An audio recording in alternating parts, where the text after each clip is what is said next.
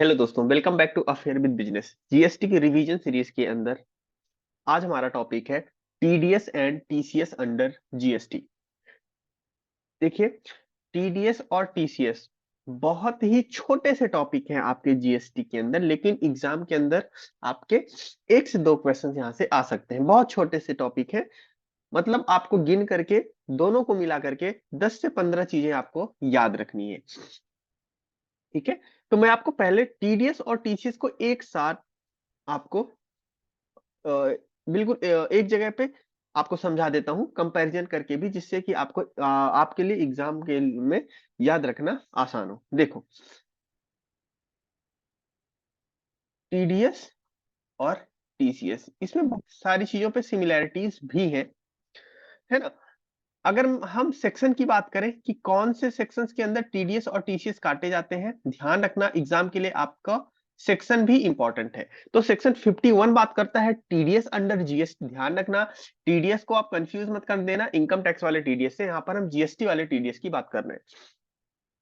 तो सेक्शन 51 बात करता है टीडीएस की और सेक्शन 52 बात करता है टीसीएस की।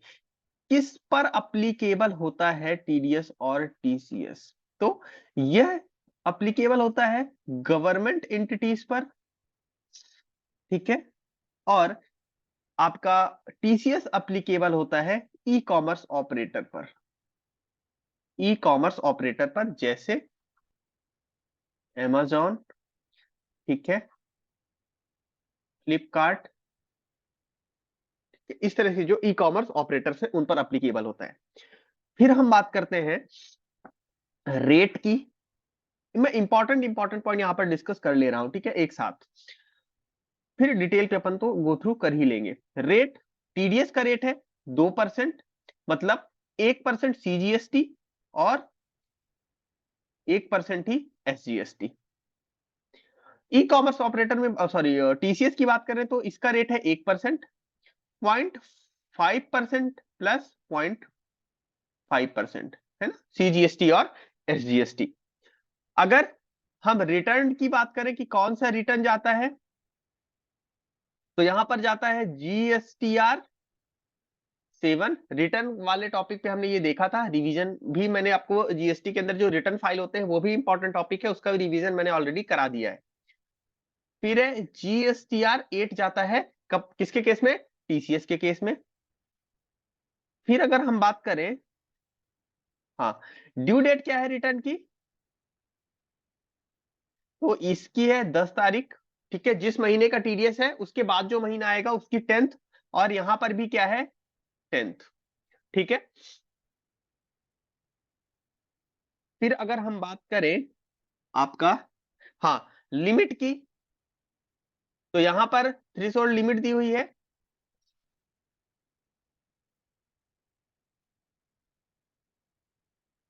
सॉरी, 2,50,000, मतलब 2,50,000 तक टीडीएस अप्लीकेबल नहीं होता, और 2,50,000 से ज्यादा अगर सप्लाई होती है तो वहां पर टीडीएस अप्लीकेबल हो जाता है। टीसीएस के केस में क्या है, नो लिमिट, कोई लिमिट नहीं है, मतलब जीरो से ही टीसीएस अप्लीकेबल हो जाता है। तो ये आपका जो है एट अ ग्लांस आपकी पिक्चर है टीडीएस और टीसीएस की। इतने मोटे मोटे पॉइंट है जो आपको एग्जाम के लिए ध्यान रखने हैं, बाकी अगर कुछ छूट रहा होगा हम आगे उसको अभी कवर कर लेंगे, ठीक है। होप आपको यहां पर इतना समझने में कोई डाउट नहीं होगा, ठीक है। चलो अब पढ़ लेते हैं, पहले टीडीएस देख लेते हैं।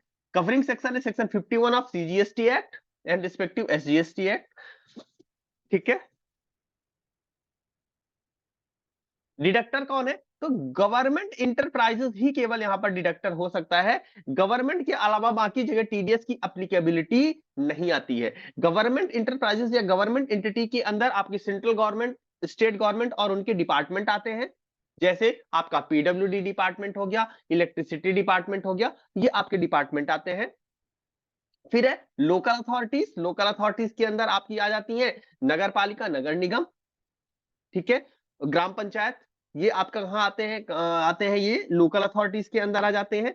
गवर्नमेंट एजेंसीज आ जाती हैं, ठीक है, और इसके बाद आते हैं नोटिफाइड पर्सन, जिन्हें सेंट्रल गवर्नमेंट नोटिफाई कर दे। किनको नोटिफाई किया है हम आगे देख लेंगे, ठीक है। तो मोटा मोटी आपको ये ध्यान रखना है कि जीएसटी के अंदर टीडीएस काटने की रिस्पॉन्सिबिलिटी केवल और केवल गवर्नमेंट डिपार्टमेंट की है। प्राइवेट सेक्टर या अदर देन गवर्नमेंट सेक्टर, सरकारी क्षेत्र को अगर छोड़ दे तो बाकी जगह टीडीएस की एप्लीकेबिलिटी नहीं आती है। ठीक है, फिर ध्यान रखना डिफेंस मिनिस्ट्री पे भी टीडीएस नहीं लगता है, क्योंकि वहां पे हमारी नेशनल सिक्योरिटी की बात हो जाती है।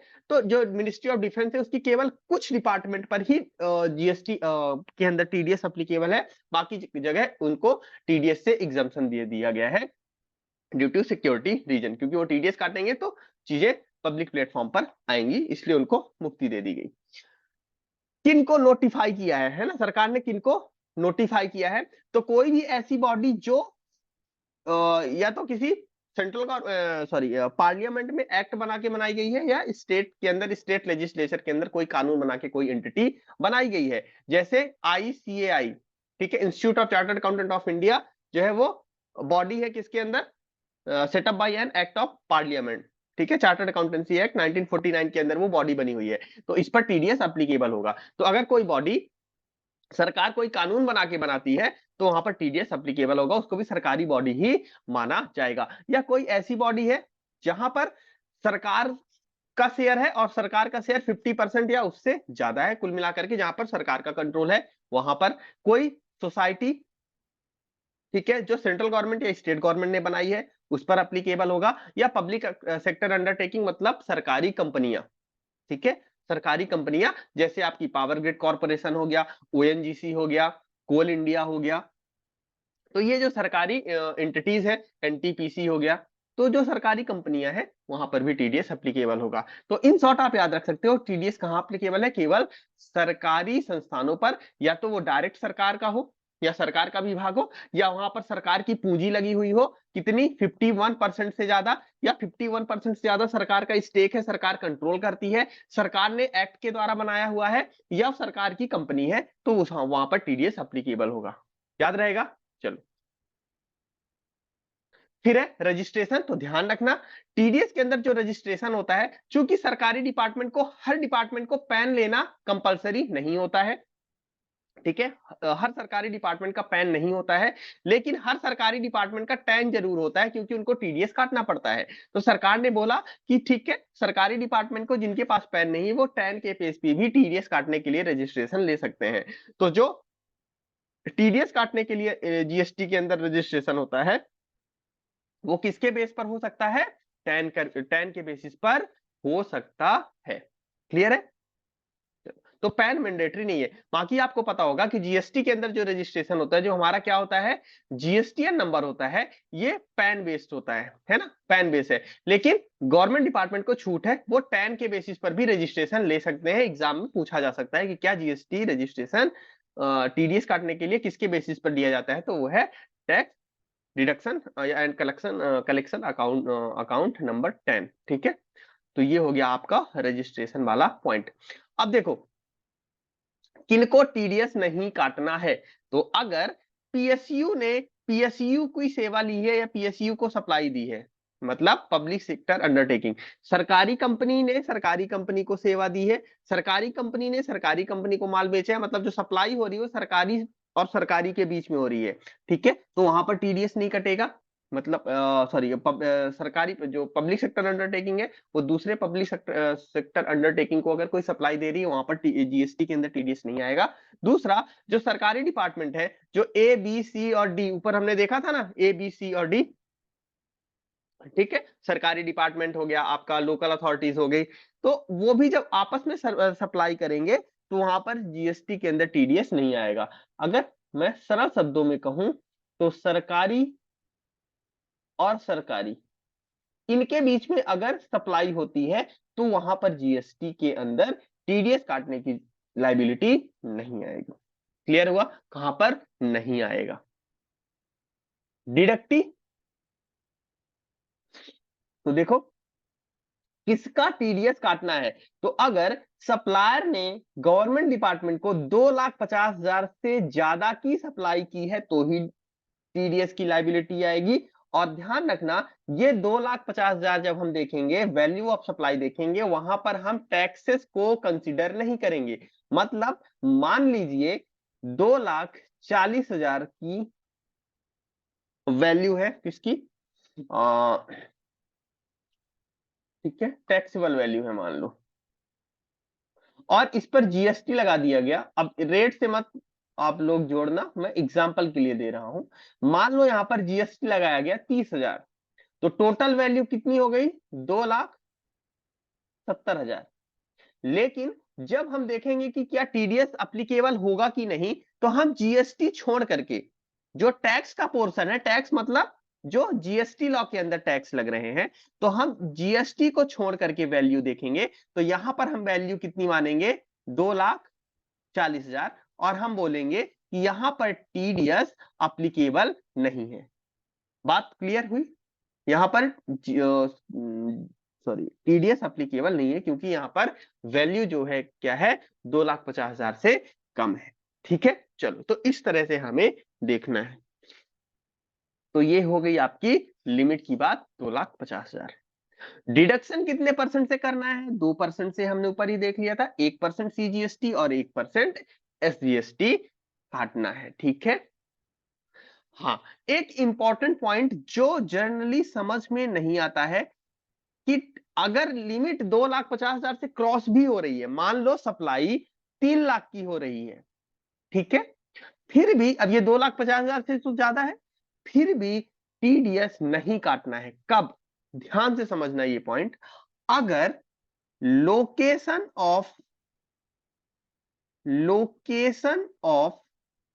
रिसिपिएंट, ध्यान रखना, लोकेशन ऑफ रिसिपिएंट किससे अलग है, लोकेशन ऑफ सप्लायर या place of supply, sorry and, इन दोनों से अगर रिसिपिएंट की लोकेशन अलग है तो वहां पर टीडीएस नहीं आएगा। उदाहरण के लिए, लोकेशन ऑफ रिसिपिएंट है मध्य प्रदेश, और जो सप्लायर है, जो सर्विस या गुड सप्लाई कर रहा है, वो उत्तर प्रदेश का है, और प्लेस ऑफ सप्लाई भी उत्तर प्रदेश की है।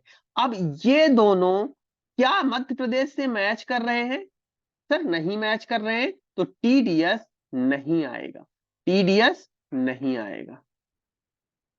अब साधारण शब्दों में समझो, आपको क्वेश्चन में कैसे पता करना है कि यहां पर टीडीएस आएगा कि नहीं आएगा, तो आप इसी तरह लिख लेना, लोकेशन ऑफ सप्लायर लिख लेना, location of sorry sorry sorry location of recipient लिख लेना। रिसिपिएंट मतलब जो यहां पर सरकारी डिपार्टमेंट इन्वॉल्व है उसकी लोकेशन देखना, और लोकेशन ऑफ सप्लायर देखना मतलब जो सर्विस या गुड्स दे रहा है, और प्लेस ऑफ सप्लाई देखना। आप देखना, इन दोनों में से कोई एक चीज रिसिपिएंट से मैच होनी चाहिए। अगर ये दोनों ही रिसिपिएंट से मैच नहीं हो रहे हैं तो टीडीएस नहीं आएगा। अगर कोई एक चीज भी मैच कर गई तो टीडीएस आ जाएगा। उदाहरण के लिए मैं आपको समझाता हूं, मान लीजिए एक सरकारी कंपनी है, ठीक है, वो मध्य प्रदेश के अंदर है,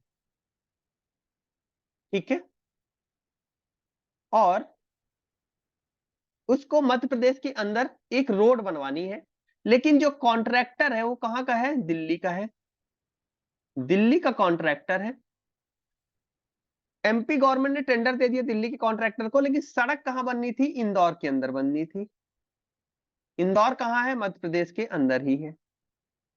तो अब यहां पर क्या हो रहा है, रिसिपिएंट मध्य प्रदेश का है, सप्लायर दिल्ली का है, सप्लायर दिल्ली का है, और place of supply Madhya Pradesh के अंदर है। अब मैं आपसे पूछता हूं, क्या यहां पर जीएसटी के अंदर टीडीएस एप्लीकेबल होगा, तो आप देखोगे कि सर ने बोला था इस वाले से कोई एक मैच होना चाहिए। दिल्ली तो नहीं मैच हो रहा है, ठीक है, ये मैच नहीं हो रहा है, लेकिन प्लेस ऑफ सप्लाई मैच हो जा रही है, ठीक है। अब अगर एक भी चीज मैच हो गई मतलब यहां पर टीडीएस आ जाएगा। एक और एग्जांपल, मध्य प्रदेश की कंपनी है, सरकारी कंपनी जो डिपार्टमेंट है वो मध्य प्रदेश का है, उसने उसको कुछ काम करवाना था मान लीजिए उत्तर प्रदेश के अंदर, और जो यहां पर कंपनी थी ये दिल्ली की ही थी। एमपी गवर्नमेंट ने इसको टेंडर दिया, ठीक है, इसने बोला ठीक है मैं उत्तर प्रदेश के अंदर आपका कुछ काम कर दूंगा। अब यहां पर देखो, ये रिसिपिएंट है, ये सप्लायर है, ये प्लेस ऑफ सप्लाई है। अब हम क्या टीडीएस जब देखेंगे तो देखेंगे कोई एक चीज इससे मैच हो जानी चाहिए रिसिपिएंट से, ना तो ये मैच हो रहा है ना तो ये मैच हो रहा है, मतलब यहाँ पर टीडीएस नहीं आएगा। एक और एग्जांपल समझ लो, ये मध्य प्रदेश है, ठीक है, मध्य प्रदेश के सरकारी डिपार्टमेंट ने मध्य प्रदेश की ही किसी कंपनी को टेंडर दिया और काम होना है मान लो मध्य प्रदेश के अंदर ही। अब तो यहाँ तीनों ही मैच हो गए तो यहाँ भी टीडीएस आ जाएगा। तो जो रिसिपिएंट है, जो सरकारी कंपनी है, उससे कोई ना कोई एक चीज या तो प्लेस ऑफ सप्लाई या लोकेशन ऑफ सप्लायर मैच होनी चाहिए, ठीक है, तो ही टीडीएस की एप्लीकेबिलिटी आएगी। क्लियर है? तो इतना ध्यान रखना। इसका लॉजिक भी है, बट मैं आपको लॉजिक बताने जाऊंगा तो आप कंफ्यूज हो जाओगे, इसलिए क्लास के अंदर हमने लॉजिक भी इसका सीखा था कि क्यों ऐसा होता है। बेसिकली होता क्या है यहाँ पर, अगर कोई भी मैच नहीं कर रहा है और वहां पर टीडीएस कट भी गया तो जो हमारा सप्लायर है ना उसको बेनिफिट नहीं मिल पाता है। थोड़ा सा मैं आपको बता देता हूं कैसे होता है, तो आपको थोड़ा सा समझ में आ जाएगा ऐसा क्यों होता है। देखो, मध्य प्रदेश का मान लो सप्लायर है, ठीक है, ये उत्तर प्रदेश के अंदर, सॉरी, मध्य प्रदेश का क्या है, रिसिपिएंट है, सप्लायर हमारा क्या है उत्तर प्रदेश का है, और प्लेस ऑफ सप्लाई भी मान लो उत्तर प्रदेश की है। अब यहां पर क्या होगा, सप्लायर, सॉरी, हाँ,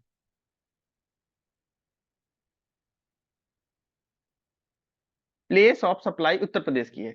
अब यहां पर देखो, सप्लायर उत्तर प्रदेश का, place of supply Uttar Pradesh है, तो यहां पर ये क्या हो गया, इंटर स्टेट सप्लाई बनेगी, और यहां पर क्या लगेगा, सीजीएसटी और यूपी का एसजीएसटी लगेगा, लगेगा ना। अब अगर दूसरे स्टेट का एसजीएसटी और यूपी जीएसटी या सॉरी दूसरे स्टेट का सीजीएसटी और एसजीएसटी है ना, तो उसकी क्रेडिट दूसरे स्टेट के अंदर अलाउ नहीं होती है। यूपी के अंदर जो सीजीएसटी और एसजीएसटी लगा है उसकी क्रेडिट मध्य प्रदेश के अंदर अलाउ नहीं होगी। तो यहां पर, sorry sorry sorry sorry sorry sorry, हाँ, यहाँ पर सीजीएसटी और एसजीएसटी तो उत्तर प्रदेश का लग जाएगा, ठीक है, लेकिन मध्य प्रदेश के अंदर जो बंदा रजिस्टर्ड है वो जो टीडीएस काटेगा सीजीएसटी और एसजीएसटी वो तो मध्य प्रदेश वाला काटेगा। अब इस मध्य प्रदेश वाले सीजीएसटी और एसजीएसटी की क्रेडिट दूसरे स्टेट में नहीं मिलती है, तो यहाँ पर ये जो काटेगा इसका बेनिफिट सप्लायर को नहीं मिलेगा, इस वजह से टीडीएस यहाँ पर नहीं काटा जाता। ठीक है, तो ये है इसका रीजन। अभी यहीं पर मान लीजिए ये मध्य प्रदेश नहीं होता, प्लेस ऑफ सप्लाई क्या होता, दिल्ली होता, तो यहां पर क्या लगता, आईजीएसटी, और यहां पर भी मध्य प्रदेश भी में भी जो सरकारी डिपार्टमेंट है वो टीडीएस आईजीएसटी वाला काटता, क्योंकि इंटर स्टेट सप्लाई हो जाती और आईजीएसटी की क्रेडिट आसानी से कहीं भी ली जा सकती है, तो वहां पर फिर टीडीएस अप्लीकेबल हो जाता है। तो ये रीजन है टीडीएस ना कटवाने का। खैर, आपको तो ये सब याद रखने की इतना जरूरत नहीं है, आपको तो बस इतना याद रखना है कि जो रिसिपिएंट है उससे या तो प्लेस ऑफ सप्लाई मैच हो जाए या सप्लायर की लोकेशन मैच हो जाए, तो वहां पर टीडीएस आ जाएगा, अदरवाइज टीडीएस नहीं आएगा। ये हमने एग्जाम्पल से भी यहाँ पे समझा हुआ था। देखो, लोकेशन ऑफ सप्लायर क्या है, ए है, स्टेट ए में है, प्लेस ऑफ सप्लाई ए है। अब इन दो में से कोई एक चीज रिसिपिएंट से मैच होनी चाहिए। ये देखो, ए से ये दोनों मैच हो रहे हैं, टीडीएस आ जाएगा। यहाँ क्या है, लोकेशन ए है, सप्लायर की लोकेशन ए है और प्लेस ऑफ सप्लाई ए है, और रिसिपिएंट का क्या है, लोकेशन क्या है, बी है। अब इस बी से ना कोई भी ए, सॉरी, यहाँ पर ये मैच नहीं हो रहा, इन दोनों में से कोई एक बी होना चाहिए था तभी टीडीएस आता, तो यहाँ पर टीडीएस नहीं आएगा। फिर क्या है यहाँ पर, इसकी सप्लायर की लोकेशन ए है, प्लेस ऑफ सप्लाई बी है, और इसका रजिस्ट्रेशन का एड्रेस क्या है, बी है, तो यहां से ये एक बी मैच हो गया, प्लेस ऑफ सप्लाई मैच हो गया, तो यहाँ पर टीडीएस आ जाएगा। ठीक है, तो इस तरह से हमें देखना है ना, हमें रिसिपिएंट से टारगेट लेना है, रिसिपिएंट से कोई एक चीज मैच करा लेना है। वैल्यू के अंदर हमने देख लिया था कि हमें टैक्सेबल वैल्यू देखना है, टैक्स छोड़ करके। ठीक है, फिर कंप्लायंसेस क्या करने हैं, तो 10 तारीख तक रिटर्न फाइल करना है, जीएसटीआर 7 के अंदर हमें रिटर्न फाइल करना है, सर्टिफिकेट 7A के अंदर जाता है, रिटर्न फाइल करने से 5 दिन के अंदर। ये अगले मंथ का 10 तारीख होता है, मतलब अगर अप्रैल का है तो 10 मई तक, मई का है तो 10 जून तक, जून का है तो 10 जुलाई तक। ठीक है, और हाँ, टीडीएस कहाँ रिफ्लेक्ट होता है, तो टीडीएस और टीसीएस दोनों इलेक्ट्रॉनिक कैश लेजर के अंदर दिखते हैं। ध्यान रखना, ये कई बार एग्जाम के अंदर पूछा है। कहा जाता है इलेक्ट्रॉनिक कैश लेजर के अंदर। नहीं कंप्लाई करोगे तो क्या होगा, लेट करोगे उसका ब्याज लगेगा, और रिटर्न नहीं फाइल करोगे तो 100 रुपए पर डे की लेट फीस है, 100 रुपए पर डे, है ना, या समझिए 200 रुपए पर डे, 100 रुपए सीजीएसटी और 100 रुपए एसजीएसटी, तो टोटल 200 रुपए per day, maximum up to 5000 CGST plus 5000 SGST, तो टोटल लेट फीस कितनी हो जाएगी, 10,000 ये लेट फीस लगेगी। सेम चीज है अगर आप सर्टिफिकेट इशू नहीं करते हो टाइम पे तो भी यही लेट फीस है। ठीक है, चलो। हाँ, अगर आप गलत काट लेते हो तो उसका आपको आप रिफंड क्लेम कर सकते हो। रिफंड अगर आपने सामने वाले को क्रेडिट अभी ट्रांसफर नहीं की है तो आप खुद रिफंड क्लेम कर सकते हो, और अगर क्रेडिट आपने ट्रांसफर कर दी है तो जो डिडक्टी है वो भी, यानी जो सप्लायर है वो भी रिफंड क्लेम कर सकता है। बाकी ये इन शॉर्ट में दिया हुआ है कि भाई 2% रेट है, 1% सीजीएसटी, 1% एसजीएसटी, कब लागू, सॉरी कहां पर लागू है, सरकारी डिपार्टमेंट पे लागू है, लिमिट 2,50,000 से ज्यादा की होनी चाहिए, वैल्यू देखते समय हम जीएसटी को नहीं देखेंगे, रेट 2%। ठीक है, कब टीडीएस एप्लीकेबल नहीं होगा, तो अगर लोकेशन ऑफ सप्लायर और लोकेशन ऑफ सप्लायर और प्लेस ऑफ सप्लाई रिसिपिएंट की लोकेशन से मैच नहीं होते हैं तो फिर यहाँ पर टीडीएस नहीं आएगा। ड्यू डेट क्या है, 10 तारीख है। ठीक है, चलो, तो ये था आपका टीडीएस। अब फटाफट हम थोड़ा सा देख लेते हैं TCS. TCS section 51, e commerce operator. ठीक है, कौन काटने के लिए जिम्मेदार है, तो अगर ई कॉमर्स ऑपरेटर के थ्रू ट्रेड हो रहा है और e commerce operator payment collect कर रहा है, ध्यान रखना पेमेंट कलेक्ट कर रहा है, तो ही यहां पर लाइबिलिटी आएगी। सॉरी देखिए, दो सिस्टम हो सकता है। एक होता है कि जस्ट वेबसाइट बना दी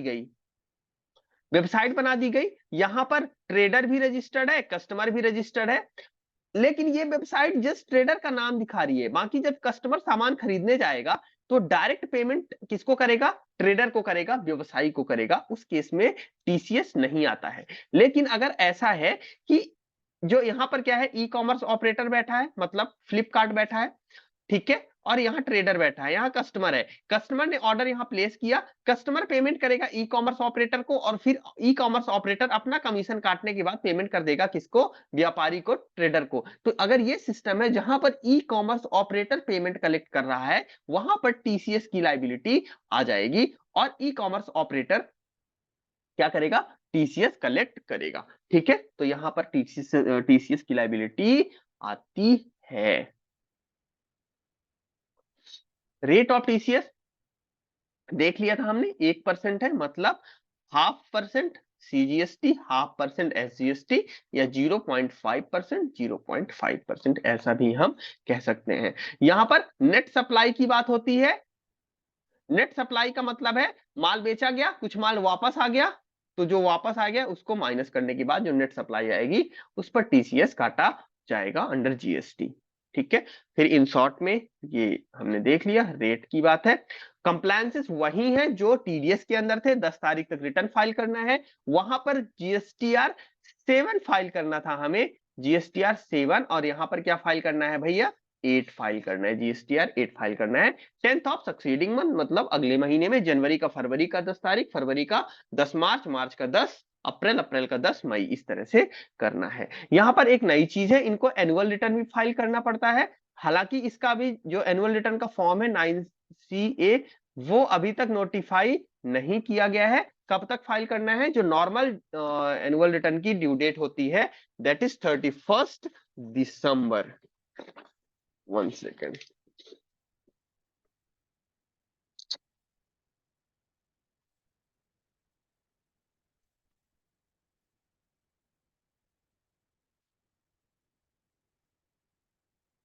और ये भी टीडीएस की तरह ही इलेक्ट्रॉनिक कैश लेजर के अंदर रिफ्लेक्ट होता है। ठीक है, बाकी ये आपका इन शॉर्ट में दिया हुआ है। ठीक है, तो ये था आपका टीडीएस और टीसीएस का एक क्विक रिवीजन। होप आपको यहां से चीजें रिफ्रेश हो गई होंगी। आसान सा टॉपिक है, प्लीज इसको स्किप करके या छोड़ करके मत जाना, एक दो बार आप इसको देख लोगे तो आपको ऑलरेडी ये चीजें याद रहने वाली है। ठीक है, चलो दोस्तों, thank you so much, thank you.